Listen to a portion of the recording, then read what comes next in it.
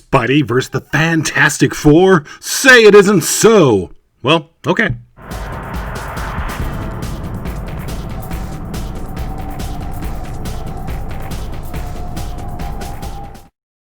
Marvel Team-Up number 61, Spider-Man and the Human Torch.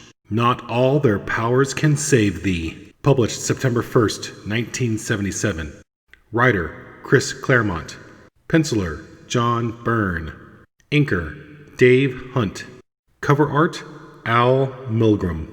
Hey there, I'm Kevin, and this is my commentary on comics, continuing Season 2, where we are focusing only on the late 1970s Marvel Team-Up, featuring Spider-Man and some other dude, or dudette. What we got here is number 61, and taking a look at this cover, you see that it looks like all of the Fantastic Four are out to get Spider-Man. Although you do see the Human Torch come flying in, so he's probably confused. You know, one of the things I forgot to talk about early on with Marvel Team-Up, and something that I do miss that is not on these current issues, are the character bubbles that used to be on either side of the title. They stopped doing it around issue 47 and went with full characters in the title box in the upper left-hand corner. But then they dropped that in issue 55, the issue I started this season with, don't you know? And pretty much went with just the headshots in the corner, kind of that classic Marvel Comics corner box that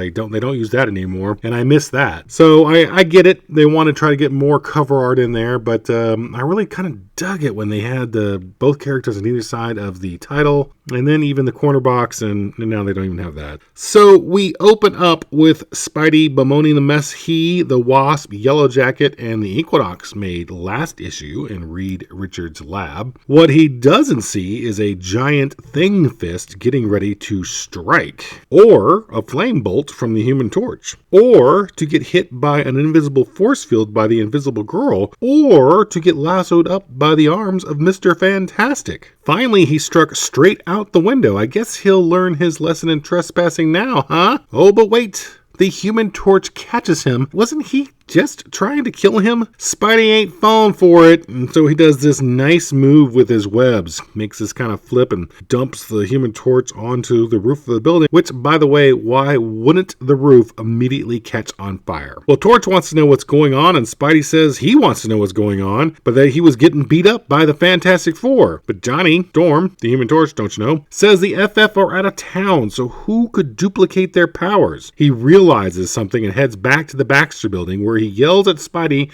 for letting loose the magic wand we saw in the previous issue. So if you remember, if you listened, and if you didn't listen previously or watch this so important commentary on comics, you really should subscribe right now, so that this does not happen again, because I don't want to have to call you into my office one more time about you not subscribing. So please subscribe and let's just move on. Okay. Anyway, Johnny is really yelling at Spider-Man, but it seems a bit harsh. Spidey didn't know about this wand that fell out while they were fighting the Equinox. So we're going to cut to a flashback sequence featuring Tigra, the Red Wolf, and a villain named Joshua Plague. Plague had the wand, which was some sort of soul catcher. Plague actually turned out to be the Super Skrull in disguise and tried to absorb Tigra's soul, but his plan backfired and he got sucked into the wand. Honestly, I never knew the Super Skrull fought Tigra, but I am interested. And it looks like the entire series, assuming it was only 7 issues, is available on Marvel Unlimited. Maybe a future season is devoted to that because it is interesting. To me, at any rate. Anyway, Reed stored the stick in his lab, and that's when Spidey accidentally freed it. Now, of course, all this talk is just giving the Super Skrull a chance to get the jump on the two, so what happens next? Yep, you guessed it. A fight. They take it from the Baxter building out into the train yards, but neither the Torch nor Spidey are getting the upper hand. Spidey does, however, get an idea. He sees generators in the distance and asks his cop buddy Captain DeWolf to keep the Skrull busy. Captain DeWolf, by the way, is essentially a supporting character in this current run of Marvel Team-Up. She pops up quite a bit. So they manage to lure Skrull away from the Torch while he and Spidey build their trap. They created a quick grid they hoped would electrify the Skrull. The cops distracted Super Skrull long enough, but now the Skrull is really mad and heading their way. Before we get to the plan, however, we have a quick cutaway to an ocean liner with a particular blonde who is very interested with what is happening on the shore. This woman is none other than Carol Danvers, aka Miss Marvel. Now, this is before she got her captain title. But back to the battle. Torch is trying to keep up the pressure, but it seems like the Skrull is getting stronger.